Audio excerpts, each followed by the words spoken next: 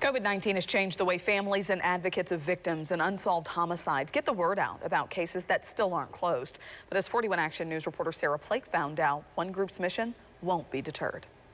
Over the weekend, you'll see the faces of nearly 300 people whose homicide cases still haven't been solved and whose murderers are still walking free.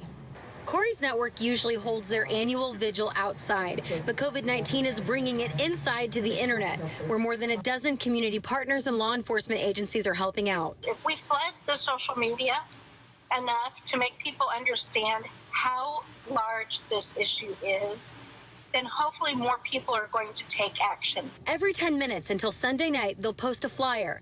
Some of these cases date as far back as 1970. Over the next 60 hours, I hope that there's a huge ripple that this kind of stops people in their tracks and lets them understand how difficult it is for families to actually get the attention that they need at this time. I'm sorry. It's understandably difficult for Aisha Coppage to talk about the murders of her 8-year-old son, Montel Ross, and 9-year-old nephew, Jaden Ugwu. They're included in this vigil, too. It's Friday going to a Saturday, so kids are allowed to stay up later than usual, and that's what was occurring. They were up playing video games.